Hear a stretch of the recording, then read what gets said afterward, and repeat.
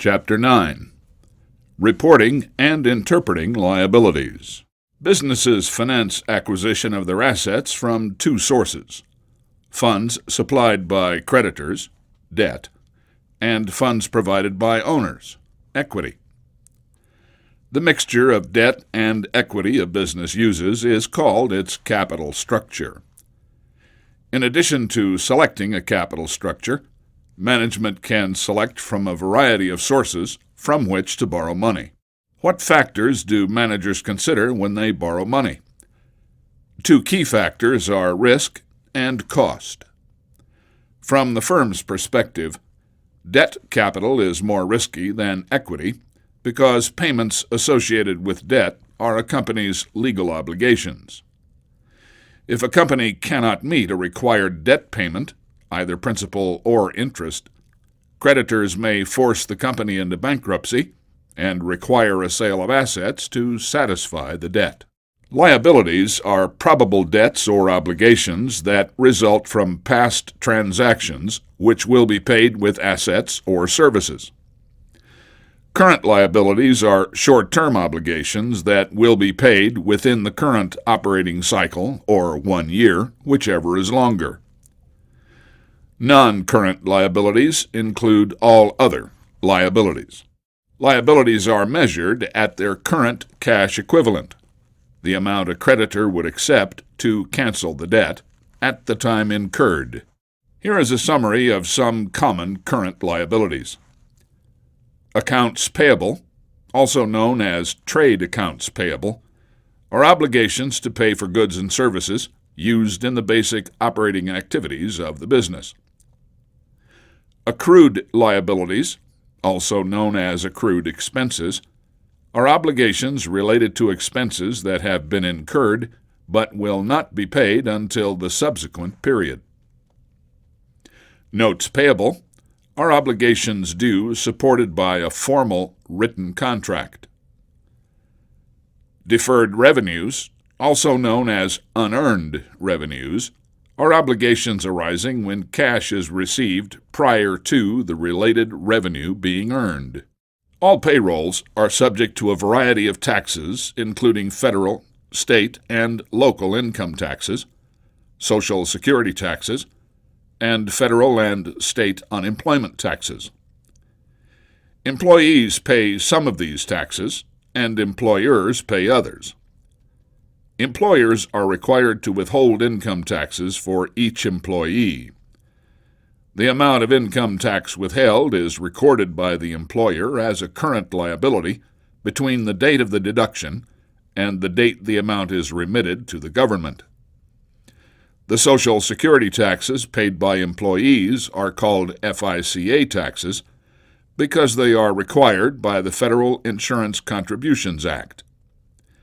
These taxes are imposed in equal amounts on both the employee and the employer. Effective January 1, 2008, the Social Security tax rate was 6.2% on the first $102,000. In addition, a separate 1.45% Medicare tax applies to all income. In addition to these federal taxes, employers also withhold any state and local income taxes that may be applicable. Many employers also offer programs where employees can request amounts be withheld from their compensation and remitted to the designated authority, such as retirement plans, medical insurance plans, and charity organizations. All items withheld from an employee's compensation create current liabilities for the employer. Working capital is defined as the dollar difference between current assets and current liabilities. Working capital is important to both managers and financial analysts because it has a significant impact on the health and profitability of a company. If a business has too little working capital, it runs the risk of not being able to meet its obligations to creditors. On the other hand, too much working capital may tie up resources in unproductive assets and incur additional costs. Changes in working capital accounts are also important to managers and analysts because they have a direct impact on cash flows from operating activities reported on the statement of cash flows. When a company borrows money, a formal written contract is usually prepared. Obligations supported by these contracts are called notes payable. A note payable specifies the amount borrowed, the date by which it must be repaid, and the interest rate associated with the borrowing. To calculate interest, 3 variables must be considered: the principal, the annual interest rate, and the time period for the loan. The interest formula is principal times interest rate times time. When computing interest for 1 year, time equals 1. When the computation period is less than 1 year, then time is a fraction. Let's look at an example. Part 1. Toyota borrows $100,000 for 2 months at an annual interest rate of 12%. Compute the interest on the note for the loan period. Part 2. Remember, the computation is principal of $100,000 times interest rate of 12% times time of 2 months out of 12 months. So, the interest for the 2-month loan period is $2,000. Part 1. Some recorded liabilities are based on estimates because the exact amount will not be known until a future date.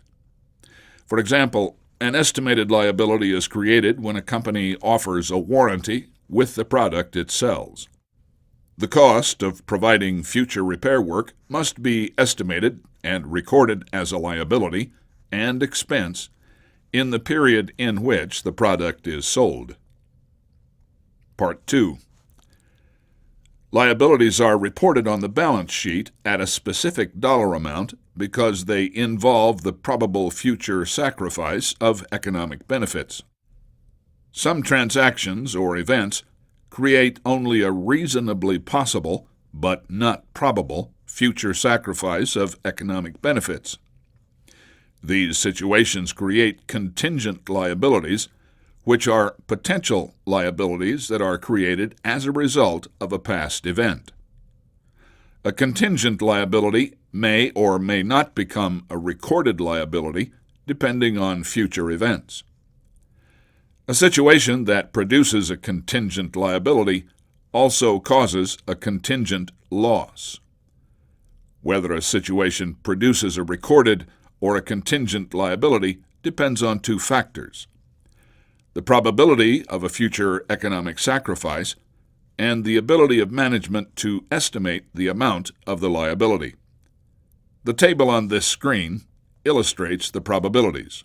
Long-term liabilities are all of the entity's obligations not classified as current liabilities. Creditors often require the borrower to pledge specific assets as security for the long-term liability.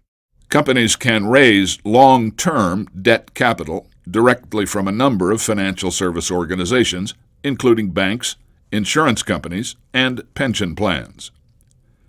Raising debt from one of these organizations is known as private placement. This type of debt is often called a note payable, which is a written promise to pay a stated sum at one or more specified future dates, called the maturity dates. In many cases, a company's need for debt capital exceeds the financial ability of any single creditor. In these situations, the company may issue publicly traded debt called bonds. Bonds will be discussed in detail in the next chapter. Many companies with foreign operations elect to finance those operations with foreign debt to lessen exchange rate risk. This type of risk exists because the relative value of each nation's currency varies on a virtually daily basis. Even if a company does not have international operations, it may elect to borrow in foreign markets. Interest rates often are low in countries experiencing a recession. These situations give corporations the opportunity to borrow at a lower cost. Part 1. When a company leases an asset on a short-term basis, the agreement is called an operating lease. No liability is recorded when an operating lease is created.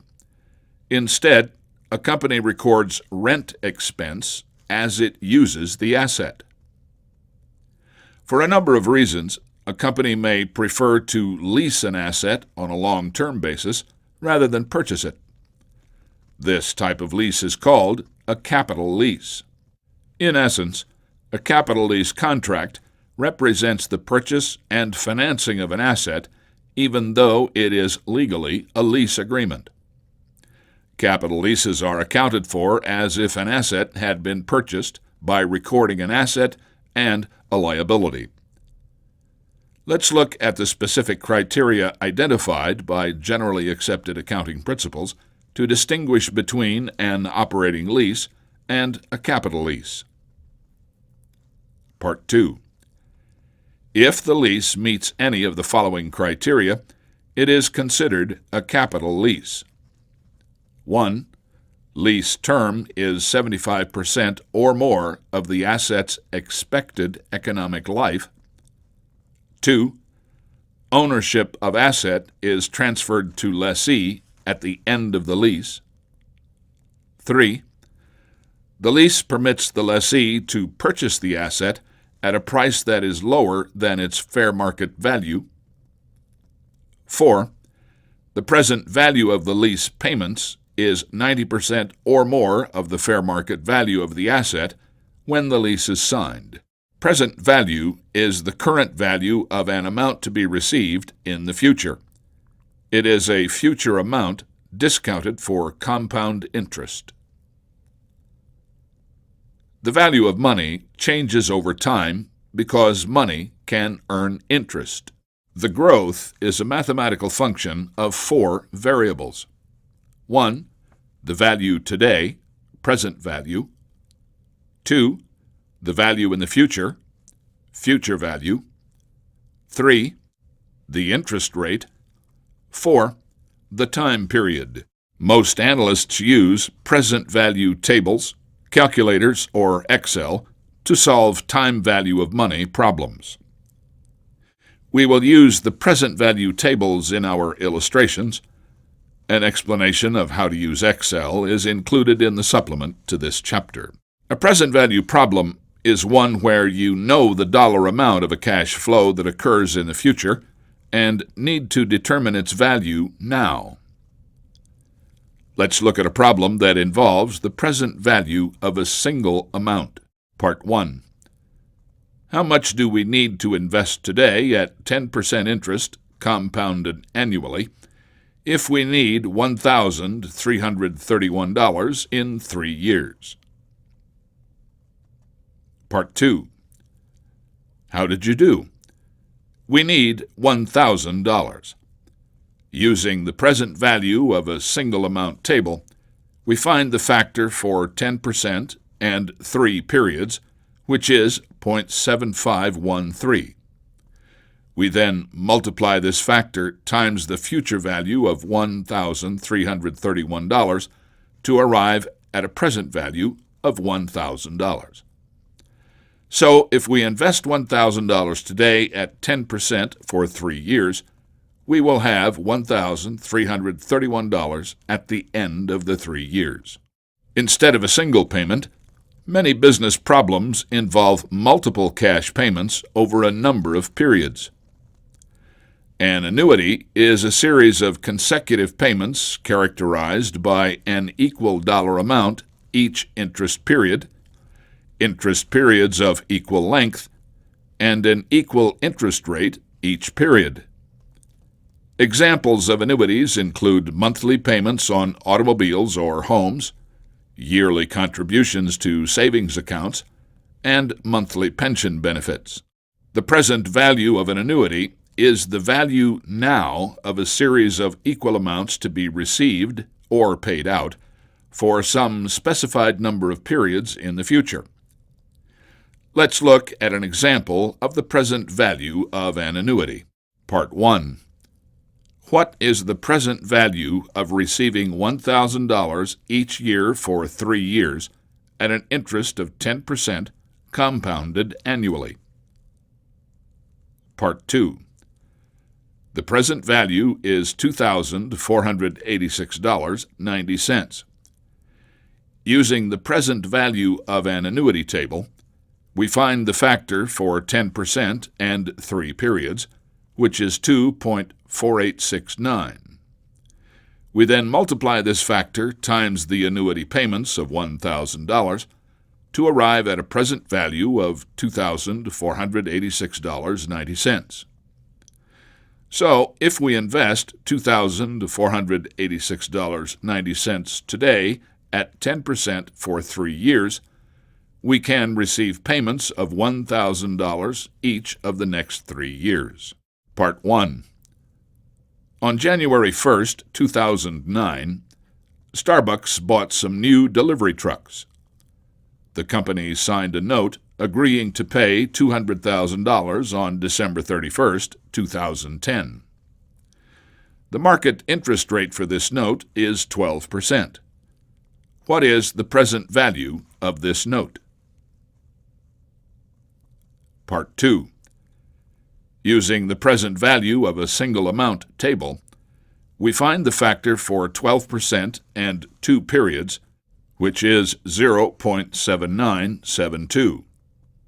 We then multiply this factor times the future value of $200,000 to arrive at a present value of $159,440. Let's prepare the journal entry to record the purchase. Part 1. On January 1st, Starbucks will debit delivery trucks and credit notes payable for the present value of the note, $159,440. Part 2. At the end of the accounting period, Starbucks will calculate interest expense as principal times interest rate times time. In this case, time is 1 full year, so it is 1. Starbucks will record interest expense of $19,133 with a debit and will credit notes payable for the same amount. The credit to notes payable increases the liability toward the maturity value of $200,000. Here are the journal entries at December 31st, 2010, the end of the second year. The first entry records the interest expense for the year. The second entry records the repayment of the note. Supplement A. Income taxes and retirement benefits. Deferred tax items exist because of timing differences caused by reporting revenues and expenses according to generally accepted accounting principles on a company's income statement and according to the Internal Revenue Code on the tax return. Temporary differences are timing differences that cause deferred income taxes and will reverse or turn around in the future. Some pension plans create obligations during employee service periods that must be paid during their retirement periods. The amounts contributed during the employment period are determined using present value computations of the estimate of the future amount to be paid during retirement. Supplement B. Federal income tax concepts. Corporations are separate legal entities and are required to pay income taxes. In most cases, a large corporation's tax obligation is determined by multiplying taxable income by the corporate tax rate. Several differences exist between generally accepted accounting principles and the rules that govern the preparation of the federal income tax return. The items listed on this slide are some common examples. Take a few minutes and read through them. Part 1. Most large corporations spend considerable time and money developing strategies that minimize the amount of federal income taxes they must pay. Nothing is wrong with this approach because courts have stated there is no legal obligation to pay more taxes than the law demands. In contrast, tax evasion involves the use of illegal means to avoid paying taxes. Part 2. While efforts at tax minimization represent good business practice, tax evasion is morally and legally wrong. Individuals who evade taxes run the risk of severe financial penalties as well as the possibility of being sent to jail. Supplement C. Present value computations using Excel. Most present value problems in business are solved with calculators or Excel spreadsheets. To solve a present value of a single amount problem, you can use the formula identified on this slide. In this formula, payment is the cash payment made at some point in the future, I is the interest rate each period, and N is the number of periods in the problem. The formula for computing the present value of an annuity is a little more complicated than the present value of a single payment. As a result, Excel has been programmed to include the formula so that you do not have to enter it yourself. To compute the present value of an annuity in Excel, select a cell and click on the Insert Function button, FX. In the drop-down menu, under the Select Category heading, pick Financial, and scroll down under Select Function and click on PV. In the new drop-down box, enter the specific information for your problem and click OK. Supplement D. Future Value Concepts.